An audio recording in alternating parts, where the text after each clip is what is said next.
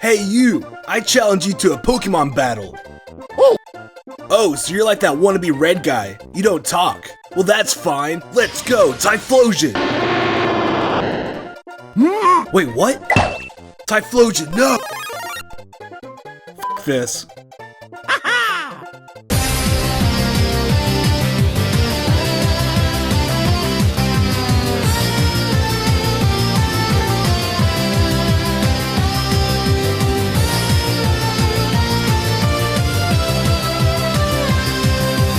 What is going on, guys? This is Dobbs here, bringing you another Pokemon video. And in this video, I'm going to go over 15 surprising times Pokemon was referenced in another game. But before we start, I just wanted to let you guys know that I'll be doing a Nintendo 2DS XL giveaway in the next couple of months on my Twitter. So if you want to get a head start, be sure to follow me at Ethan Dobbs. So yeah, with that said, without further ado, let's get started.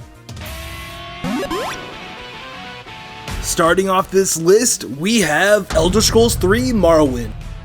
Now surprisingly enough, Elder Scrolls 3 have several Pokemon references in the game. As the player progresses during the main quest, there are a few locations which reference Pokemon with their names. For instance, in the Eludaby Caves, there's a section called Marowak's Spine poking fun at the ground-type Pokemon. Also in the Arcathan Ruins, there's a hall called the Weeping Bell Hall, using the grass-type Pokemon's name in a very interesting way. There's even a burial in the Urshulaku Caverns called the Kakuna Burial. But probably the silliest Pokemon Easter egg that appears in Morrowind is a skeleton that's named Pika-Achu, which is a play on the word Pikachu. This skeleton even comes with a note that reads, "If anyone shall ever find me, I hope I am able to bring them laughter," which was probably placed there to let the player know that the skeleton was meant to be a joke. Batting its way at number 14, we have CONKER'S Bad Fur Day. Now this Pokemon cameo didn't make it to the final game, but the story behind it is pretty funny. During the scene where Conker meets with Don Weezo, deleted data shows that Don would attempt to bludgeon Pikachu with a baseball bat, as well as making a dark remark to the infamous tagline, "Gotta catch 'em all." Thanks to P2P Online, we get to experience what the scene would have looked like if Nintendo gave permission to do so. Here, check it out. Hang on a second. Come here. Where are you, little... Come here. Missed. Come here. Got away again. Sorry about that. You know how it is. You gotta catch 'em all. Pretty funny, right? Unfortunately though, according to Chris Sivor, the scene ended up being cut because Nintendo wasn't so keen on having their baby bashed, which kinda sucks because I would have loved to see a Pokemon in CONKER'S Bad Fur Day. Folding its way at number 13, we have Paper Mario the Thousand Year Door. Now a small peaceful village inhabited by Koopas called Petalburg shares the same name as the third city in Pokemon Emerald. On top of that, two of the key items the player must obtain in the same chapter are called the Sun and Moon Stones. Nothing too major, but it's still cool to see one of my favorite games of all time referencing another game that I still love to this day. And I'm actually shocked that I never noticed this Easter egg before. Probably one of my favorites for number 12, we have HARMOKNIGHT.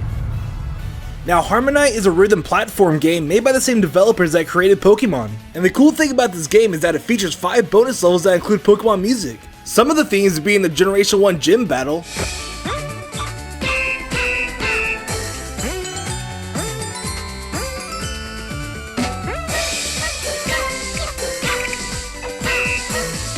the Generation 5 Trainer Battle,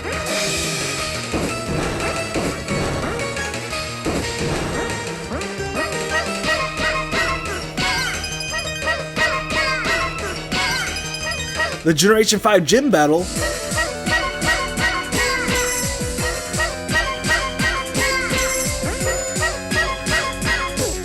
nice. and even the bicycle theme music.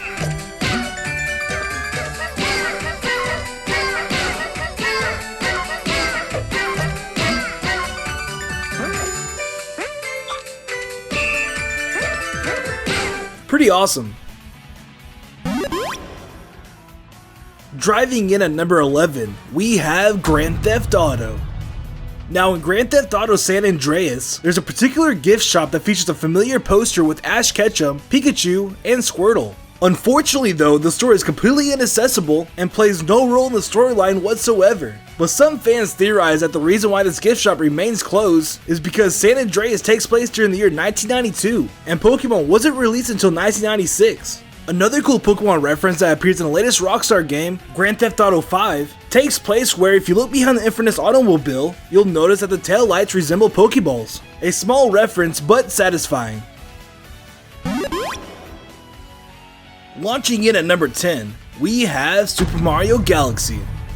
Now in the boy-based galaxy, there lies a water-based planet that looks oddly familiar. What seems to be a direct reference to a Pokeball, this small-sized planet consists of mostly water with a screw on top that Mario must star spin to open.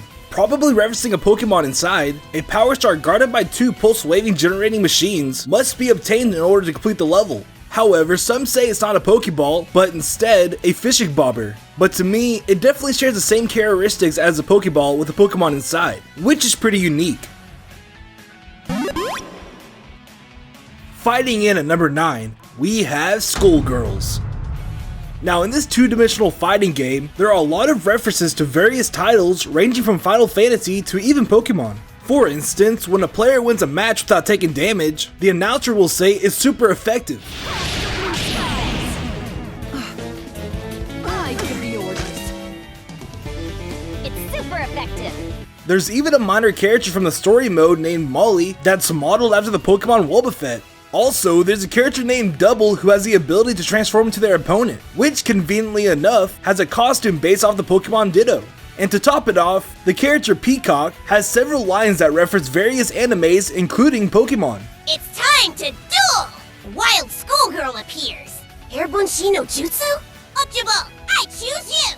Pretty awesome. Coming at number 8, we have, well, 2 of the earliest Pokemon references ever. Now the reason I chose to do both of these at once is because the references are pretty small compared to the other ones on this list, so it only makes sense to do both of them together. So starting off with the earliest known Pokemon reference, beating number 2 by 1 year, we have Yoshi's Story. Now just a year after the Pokemon Red and Blue release, Yoshi's Story gave a small reference on stages 2-3 and 2-4. If you look closely, you can see that the background is entirely made of newspaper clippings, and within these clippings you can see the text Pikachu. Next, following a year after Yoshi's Story, Harvestman64 jumped on the bandwagon and included a small Pokemon reference. If you marry the 2 characters Karen and Kay, the child they give birth to will be dressed in a Pikachu costume, which are 2 pretty cool Easter eggs. Digivolving at number 7, we have Digimon Story Cyber Sleuth. Now surprisingly enough, the infamous Pokemon competitor Digimon actually made a Pokemon reference in one of the recent games. In chapter 4 of the main story, a researcher named Akemi Sudo asked the protagonist to investigate an eater, a digital creature that consumes data. In response, Arata Sanada asked Sudo if he has any secret weapons at his disposal, such as a camera watch that can detect hidden objects, or even a ball that captured creatures can be stuffed into, making 2 funny jabs at Pokemon. Sudo then states that Arata's examples are oddly specific, furthering the funny Pokemon reference. Catching its way at number 6, we have, well, quite a few games that fall under the same category. Now the infamous Pokemon slogan, "Gotta catch 'em all," has appeared in many games throughout the years. For example, in Diablo 3, one of the game's achievements is called "Gotta catch 'em all," which unlocks by playing a cooperative game with every class hero. Also in the DC Universe Online game, there's an achievement called the same thing, but this time the player must beat at least 1 opponent for every 6 initial set of powers available in the game. Even in Ratchet and Clank there's a skill point called "Gotta catch 'em all," which also references the popular Pokemon slogan. It's safe to say that this is one of the most popular slogans ever to exist in a video game. Exploring its way at number 5, we have The Binding of Isaac Rebirth. Now in this game, there are a few items that were inspired by Pokemon, and some of them are pretty cool. Starting with Missing No, this key item will randomize all items picked up at the start of every floor, which is pretty clever because the Missing No in the Pokemon games would usually mess up with your items in your bag. There's also an item that was released in the Afterbirth DLC called the Friendly Ball, which upon use will make a captured enemy fight along your side, just like a Pokeball. And finally, probably the coolest Pokemon reference in this game, the item PokeGo, which looks like a cell phone, influence enemies to randomly join you upon entering a room. Also, it allows you to do a challenge called Pokemans, which uses the Friendly Ball and releases a random enemy each time. Pretty unique. Smashing its way at number 4, we have Super Smash Bros. Now I know it isn't surprising that Pokemon is in Smash Bros, but what is surprising are the Pokemon that got cut from the game. That's right, there were planned Pokemon fighters that in the end got cut because Sakurai didn't have enough time and resources to finish them, or it just didn't work out. So probably the most surprising Pokemon that got discontinued was the transforming Pokemon Ditto. Originally, Ditto was going to be a Pokeball Pokemon that would copy the opponent's character and fight alongside for a short period of time. Unfortunately though, Ditto was scrapped from the game due to unknown reasons, but thanks to Game Boy Gamer, you can see what it would have looked like to summon a Ditto. Also, Mewtwo was planned to be in Smash 64, but sadly during the development of the game, a variety of issues caused Mewtwo to be scrapped. Even Plusle and Minun were considered to be fighters in Melee, but later was scrapped because Sakurai thought it defeated the purpose of the Ice Climbers, which kinda sucks because I would have loved to have Plusle and Minun over Pichu. And finally, probably my favorite, Blastoise was originally going to be one of Red's Pokemon, but due to Sakurai wanting to have 3 different evolutions, he thought Squirtle would fit in better, which is pretty interesting. Laughing at number 3, we have Wario Land 3. Now this is a very small Pokemon reference, but I thought it brought back a lot of memories, so I wanted to share it with you guys. On the level Big Bridge, a Pokemon Pikachu lies in the green chest as one of the game's treasures.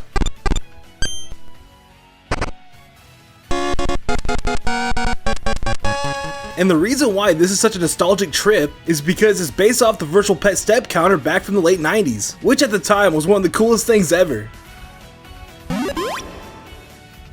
Dueling at number 2, we have Yu-Gi-Oh!